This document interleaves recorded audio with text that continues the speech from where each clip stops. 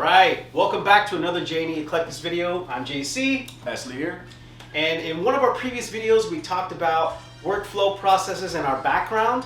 But in today's video, we're going to really break down that from our previous backgrounds as operations managers, fixing product flow and inefficiencies, how that translates into our at-home customer apparel business, how we actually process an entire order as efficient as possible to reduce time, because time is money. So if you want to know how we get our orders done and maximize the number of orders we can get through in a day and how you can do the same, stay tuned in this video.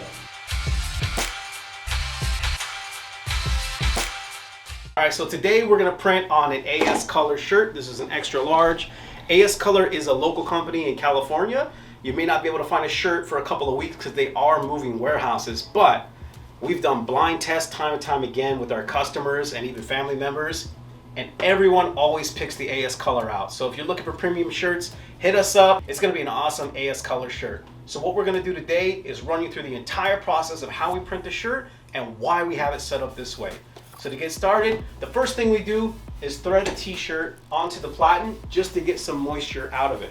Because what you want to do is get enough of the moisture out of the shirt that the pre-treat takes and that the ink will stay. So you thread the shirt, and in this step, it's a good idea to just go ahead and remove any lint. And a lot of people who've printed shirts themselves before might be freaking out right now and say, don't use the lint brush. It's gonna pull up the fabric. It's gonna mess up your print. I'm gonna show you why it's not gonna do that. So I've taken off the lint, right? We've got our nice little Teflon sheet here. I'm gonna lay it over. This step isn't necessary, but it's what we like to do. And then we're gonna use the quick press so that the timer's counting down for 15 seconds. I'm just giving light pressure to lay that fabric down so you get a nice clean print, and at the same time it's evaporating some of that moisture out. From here, we have a rule in our shop. Whoever picks up a shirt sets it down at the next step. So I'll take the shirt off right now. I'm gonna move right over to the pre-treat machine. So this is actually all of our sewing equipment storage here. It didn't used to be here, but even with it there, it's not in the way for our workflow. So we line up the shirt, make sure that the collar is centered here and the shirt is flat. And if you're wondering, what are all these paper towels?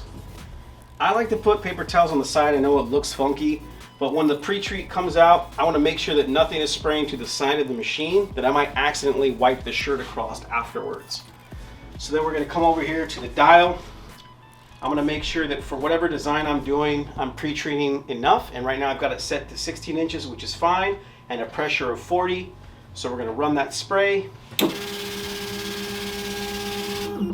Then from here, you're going to pull the shirt off. I like to go ahead and grab right underneath already because I'm going to thread it again onto this machine. So you're already seeing we go from the moisture wick in the beginning, we pre-treat, we come back to this heat press here. Now for us, I'm going to hold the heat press down for 5 to 10 seconds with a little bit of pressure, and then I'm going to lift up and give it a full 15-second press. So right now, it's going to cure that pre-treat. It's going to give you that nice canvas to go ahead and do the print on. From here, we're going to go straight over to the DTG machine. Well, while he's doing that, whichever is myself or him, one of us will be on this side of the computer actually setting up the design. So this is the direct rip software that's used for the DTG machine. So we'll go ahead and start loading everything up while we're preparing those shirts. So in this case, we're going to end up using this design here.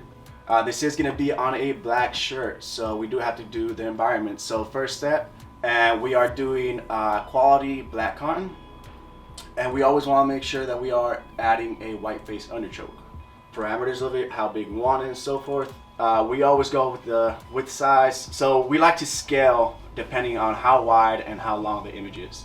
So an example is if the image is 6 inches long, you want to kind of have to compensate and have it a little wider, right? It's going to look kind of weird having that small image in the center, and it just doesn't look right. So in this case, it's pretty well rounded. It's 14 inches, 12 inches. Since the DTG machine does a maximum, if I remember right, 12 inches wide, that's the maximum we want to go, right? And that's a full-blown image. For this video here, we're gonna go ahead and do it just full-blown image. So the maximum is 12. We'll go ahead and set that.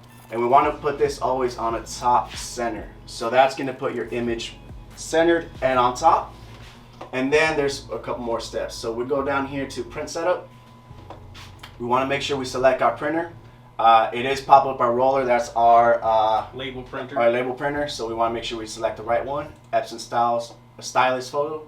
And then we want to set also the margin. So depending on your image, depending on the shirt size, and shirt size as well, we want to make sure we set the right margin for that shirt. You don't want to have too large a margin and your image starts here, right? For example, let's say you have a 2X shirt, right? You want to bring that a little higher, so you want to shrink that margin on that. So for what size did you? Yeah, it's an extra large. So for an extra large shirt, and you'll see I've already, while he's setting up the rip software in the design, which might have been done before we ever grabbed the shirt, I've already gone and pressed the shirt that's been pre-treated and put it onto this platen, so it's ready to go. The last thing I'm going to do here is hit function rear to set it, and he knows this is an extra large shirt, so we're going to go between 1 inch to 2 inches on that margin down from the collar. And since this is like a fun curving design, probably 1.5 inches is the most we would want to go, so the letters will stay close to the top of the chest and the bottom letters will go right here with the main image in the middle. Now I do want to add into that, so we are saying 1.5 inches. One thing that we did realize with the machine, it automatically adds in 1/2 inch to that margin. So even if you put it at 0, it's going to be technically 1/2 inch down. So you want to make sure you consider that if you are using this type of DTG machine. It does factor, and it's only from the top, not from the sides. Only from the top, it does factor in already 1/2 inch. Outside of that, that's basically it. You just go ahead and click OK. This is where we're going to click print. So what we do first, we'll right click and we'll preview it on the color of shirt we're printing it on, just to make sure. And if you're out there and you're doing orders for a client, this is a great way too, if you don't have your own mock-up software, which we do through our website, to just send them a quick snippet and say, this is how it's going to look on a black shirt. Because pretty much that's exactly how this printer is going to take care of that image. That's how it will come out. So we'll make sure that the background is black just like the shirt. Make sure that that top of the picture is going to be the collar. There's enough space coming down from the collar that the image is going to be in the right area. And then right click, print. Alright, so what I'm going to do right now so we can see it, we've already gone through, pre-treated the shirt, it's cured, it's ready, the image is ready to actually be printed. You want to make sure that your print head is at the right level. So this printer has quick function, just function rear, and it's lowering the platen down right now. It'll move the print head over, and with lasers, it's going to measure exactly where the shirt surface is, and it's going to raise that print head to the optimal distance away from the shirt to spray that ink into the fabric. So if you've seen screen printing where they have to push the ink through a screen or vinyl or something like that, this is actually printed directly into the fabric of the shirt. So now it's level, it's actually set where it needs to be. He can hit print and this thing's gonna start doing its magic. The shirt's printing, it's on, right? We had multiple shirts that we need to knock out, whether it was the same design, different design. What we do is, let's say for example we have 10 shirts we need to make today, right? And half of them are black shirts and half of them are colored shirts or white shirts or whatever, right? What we like to do is we start prepping every other shirt once this is printing. So right now that it's printing, I'll go ahead and grab, for example, the other 4 black shirts that we need to knock out and start prepping them, pre-treat, and have them ready, right? So we want to knock out all the same color shirts, whatever we start off first. And we like to start off with the biggest number of color shirts. So in this case, it'll be black shirts. We knock them all out because the thing is, when you switch over to, let's say, for example, a white shirt or a light color shirt, you need to change the pre-treat. So you need to flush the whole pre-treat system out and then go ahead and load up the next one. So we want to make sure that we efficiently do everything that we're doing here. So we knock out all the same color shirts, switch it over, and start prepping the next ones. As you can tell right now, and at the end, we'll go ahead and check the price and as far as how long this print took. But we have more than enough time to actually knock and print all those shirts while we're waiting on this. So there's no reason for us to stand around and, all right, we're waiting for the shirt. No, keep busy, keep going, because all those seconds, all those minutes are going ahead and add up, and that's what makes your day, your money at the end of the day. So the shirt's ready.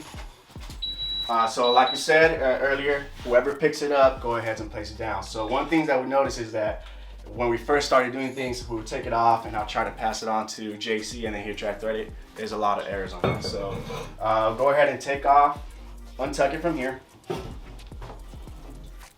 then I'll go ahead and slide it off.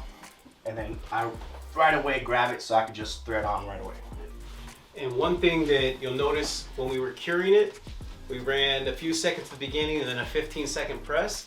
Well, there's 2 timers on this. So we know the 15-second press was last. The 60-second press is next.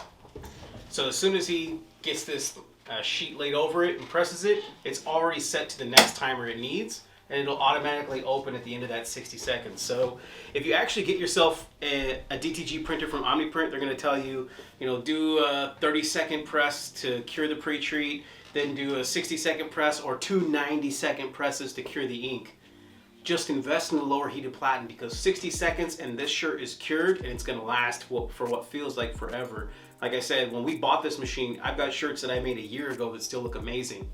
And it's 60 seconds, not 2 90-second presses, right? So 2 90-second presses is 3 minutes. We've cut this down not even half, but into a third. Just 60 seconds, and then as soon as this thing pops off, we'll show you exactly what we would do from folding that shirt and getting it ready, putting it into a bag and shipping out to the customer. So at the same time while this is curing, the ink, there would be another shirt already printing, and we probably have a stack of pre-treated shirts ready to go on, and that's the workflow. So the shirt's done. This is personally my favorite part. Take the shirt off, give it the old laundry shake. Finished product, just like that, 60 seconds on the heat press. The shirt is done. And then we do a quick little fold. There's a lot of really cool devices out there, probably some new ones we'll end up investing in too, to fold the shirt. But what I like to do is try and get that image centered in the middle so that when they actually open their bag, that's the first thing that they see. So you get the shirt folded over. That's it. And then we'll take a custom poly mailer bag. So one thing you guys are going to start seeing a lot that we do is branding. It's ironic that I'm saying that because I don't have my J&E hat or shirt on today, but I think you guys get tired of seeing that. But we do send all of our orders out in poly mailers with our website and our logo on them, or in custom boxes, which you guys are going to see, that have our logo painted on them as well. So now I'll take the shirt, and it's pretty simple. Open up the poly mailer, thread it onto this little folder here. That's it. The last thing that we'll do, toss in some J&E stickers, because everybody loves stickers. You'll seal it, we'll print out the label, and then this is ready to go to the customer. That's it. One order down. So thanks guys again for checking out another one of our videos. Hopefully the tips that you saw in today's video about why our workflow is set up and why our equipment is set up the way that it is will help you guys with some ideas on how to set up your own shops and start working from home and really make the most out of your time in the day, because time is money.